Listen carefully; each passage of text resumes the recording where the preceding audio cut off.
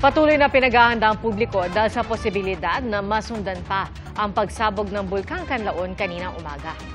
Saksi, si Eileen Pedreso ng GMA Regional TV. Umabot sa taas na 4,000 metro ang ibinugang abo ng Bulkang Kanlaon bago mag-alas 6 ng umaga kanina. Ayon sa PHIVOX, halos 1 oras ang aktibidad ng bulkan na nagpasiklab pa sa isang grass fire. Kusog jud kayang kuan no? Sayang babaan dapit ba kusog jud kay gayukot-yukot no? Nakuhanan din ng thermal camera ng PHIVOX ang pagdausdos ng pyroclastic density currents na binubuo ng mainit na gas at volcanic material. Bumulaga ang makapal at maitim na abo sa mga taga Negros Island. Inulan ng abo ang research facility ng Sugar Regulatory Administration sa La Casiñana, kaya pinalikas muna ang kanilang mga tauhan. Isa sa pinaka-apektado ng ashfall ang La Carlota City. Sa Barangay San Miguel, nabalot ng abo ang mga kalsada at sasakyan, pati mga bubong at taniman. Ang ilang residente nangamba para sa kanilang kalusugan. Nang dukalinong man, tapos ang mula nga paggawa sa ulbo na ang sopre. Oo, yan mo man gid na siyempre basi bala kung magtupaang daw mga barasaw. Ang gaman kagdason ang napaminsan mong apo ko may hapo. Kita ko gatimbuok na sa babaw. Kaya muna dahil nagingagaw ko di puli sa San Miguel. Sakay ko sa salakyan ng sanya sang Raal. Nagingagaw ko, hingagaw man sila pa sa Raal. Hindi naging makita ang dalan nga muna niyo. Pero kulba eh.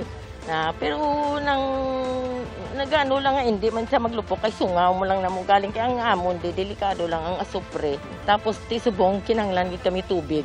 Mahigit 1,900 na individual ang nasa evacuation center simula noong Disyembre ayon sa La Carlota City LGU. Nadagdag ang 16 na individual mula sa 4 na pamilyang lumikas dahil sumama ang pakiramdam matapos makalanghap ng asupre. Kay tungod may mga babies, may mga iban ang mga bana may ginabatsyag, so hindi kagwantas ang bawas ng asupre. Ayon sa DSWD, bago pa man ang pagsabog, ay nakaposisyon na ang mahigit 250,000 na family food packs sa mga warehouse sa Western at Central Visayas. Nakikipag-ugnayan na raw sila para sa pangangailangan ng mga apektadong LGU. Tiniyak din na Malacanang na handang magbigay ng dagdag na tulong ang gobyerno kung kinakailangan.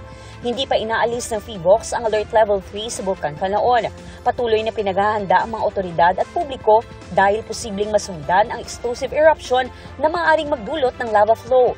Isa inagyapon sa mga senaryo nga pwede natin ginalantaw no nga magka-effusive eruption. Based sa aton nga ground deformation no nga inflated gyapon ang aton nga ang edifice ang aton nga volcano amat-amat na pagsakas ang magma.